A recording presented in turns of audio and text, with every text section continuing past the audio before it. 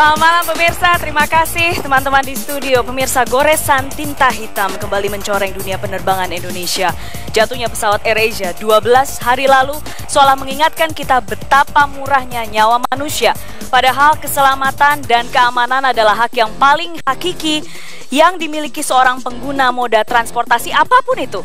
Sekarang banyak pertanyaan, apa benar bisnis penerbangan berorientasi keuntungan semata? Apakah keselamatan dan keamanan dikesampingkan? Siapkah Indonesia menegakkan peraturan bisnis penerbangan tanpa mengurangi rasa hormat dan duka yang kami rasakan untuk keluarga korban? Inilah Forum Indonesia, Kemelut Bisnis Penerbangan.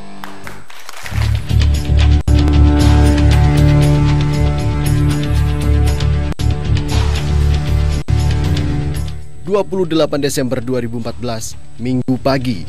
Selagi sebagian besar masyarakat kita menikmati suasana liburan akhir tahun, berita duka datang dari Selat Karimata. Pesawat AirAsia KZ8501 rute Surabaya Singapura yang membawa 162 penumpang dan kru hilang kontak di sekitar perairan Belitung. Beberapa hari kemudian diketahui jatuh di perairan Selat Karimata. Penyebab pasti kecelakaan udara ini masih diselidiki Komite Nasional Keselamatan Transportasi. Namun, ditemukan sejumlah indikasi kelalaian dalam penerbangan AirAsia KZ8501 ini. Mulai dari pihak AirAsia baru mengambil informasi cuaca pada pukul 7 waktu Indonesia Barat saat pesawat sudah kehilangan kontak dengan menara pengawas. Tidak adanya radar cuaca di Air Traffic Control Bandara Soekarno-Hatta hingga jadwal terbang yang tidak sesuai ketentuan. Kemenhub pun membekukan sementara AirAsia rute Surabaya Singapura sambil menginvestigasi semua maskapai. Disusul kebijakan untuk menetapkan batas bawah tarif penerbangan sebesar 40% guna menjamin faktor keselamatan tak diabaikan akibat tarif yang murah. Faktor keselamatan memang menjadi prioritas karena bukan sekali ini kecelakaan terjadi dalam dunia penerbangan komersil di tanah air. Dengan berbagai penyebab kecelakaan, rasio kecelakaan udara negeri ini termasuk yang tertinggi di dunia. Dari 1 juta penumpang yang terbang, 1 diantaranya tewas karena kecelakaan pesawat.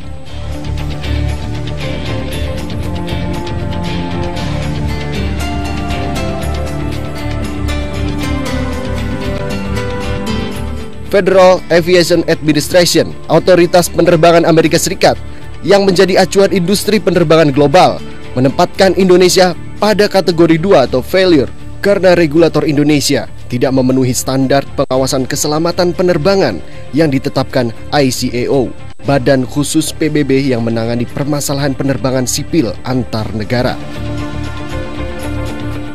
Pesawat terbang menjadi moda transportasi yang dari waktu ke waktu kian dipilih penumpang. Karena cepat dan kompetitif, semakin ekspansifnya maskapai berbiaya rendah menjadi tantangan industri penerbangan komersil agar mampu melayani sebanyak mungkin penumpang dengan tetap mengutamakan keselamatan. Berhemat asalkan selamat, karena nyawa manusia sangatlah berharga.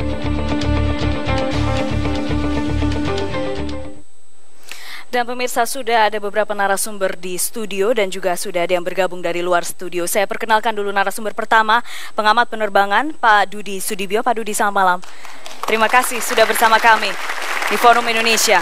Berikutnya ada Direktur Kelaikan Udara dan Pengoperasian Pesawat Udara dari Dirjen Perhubungan Udara Kementerian Perhubungan, Pak Muzaffar Ismail. Pak Muzaffar, selamat malam. Terima kasih. Dan ada juga pilot senior Kapten Manotar Napitupulu. Cap, selamat malam. Selamat malam.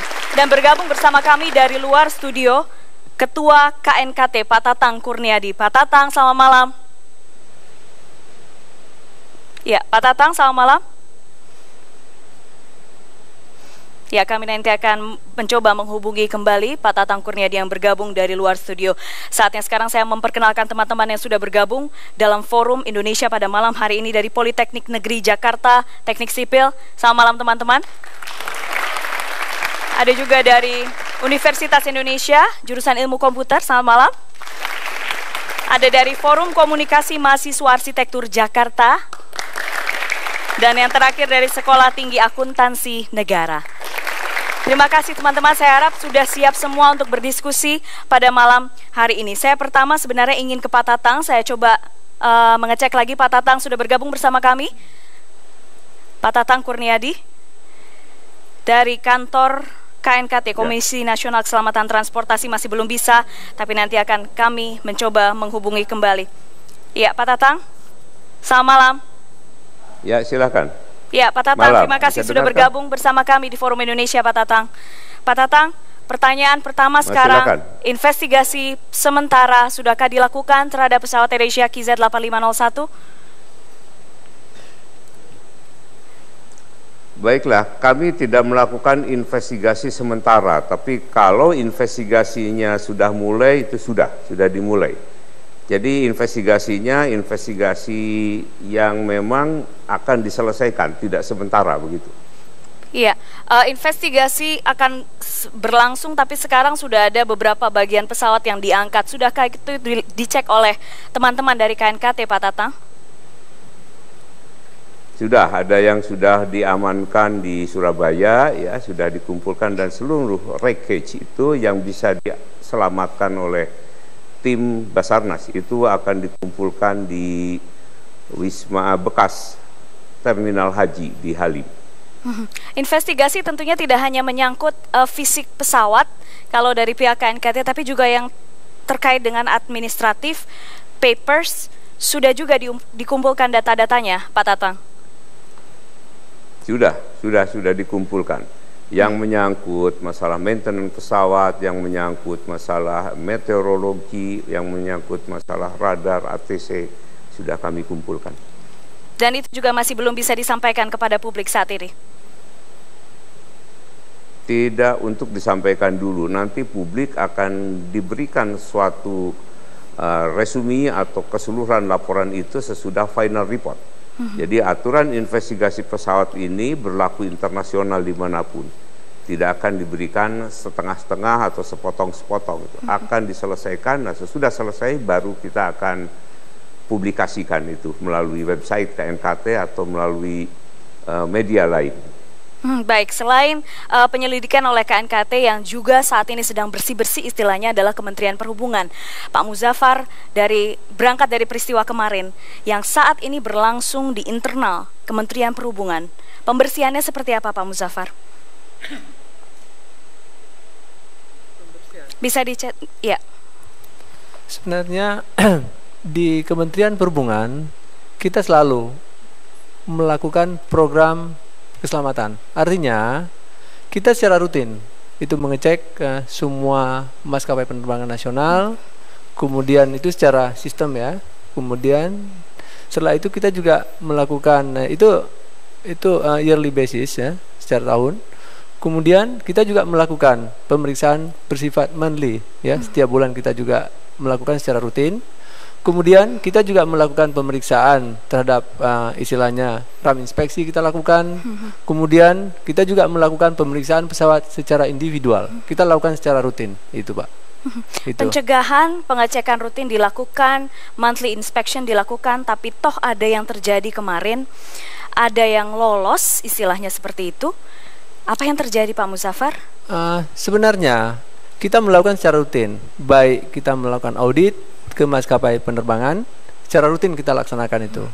Kemudian di samping itu untuk memaintain audit kita 2 tahun sekali, kita memiliki satu program namanya surveillance program. Kita laksanakan monthly basis. Setiap bulan kita punya program. Kita laksanakan, kita kirim inspektur ke sana untuk melakukan pemeriksaan itu. Setiap bulan kita kirim inspektor, baik dari operation side ataupun dari maintenance side. Kita lakukan secara konsisten, terus-menerus kita lakukan. In case selama pemeriksaan itu ditemukan temuan-temuan, kita informasikan ke airline yang bersangkutan untuk di follow up, ditindaklanjutin. Tapi dan kemarin ada yang lolos Pak? Kalau saya juga nggak mau ngandai-ngandai, ini yang saya ceritakan program yang kita lakukan. Dan ini berlaku untuk semua maskapai penerbangan, bukan hanya untuk AirAsia. Sama kita treat semua. Kita punya guideline yang sangat ketat. Kami bilang ada staff instruction yang kita gunakan, seperti misalnya SI 8300 atau 8400. Itu pun udah kita kita gunakan draft itu, sudah kita diskusikan bersama, baik secara domestik ataupun internasional. Itu yang current digunakan di dunia internasional. Oke. Sebenarnya tidak mengandai-andai. Kalau misalnya kemarin juga sudah ada beberapa akhirnya yang dimutasi.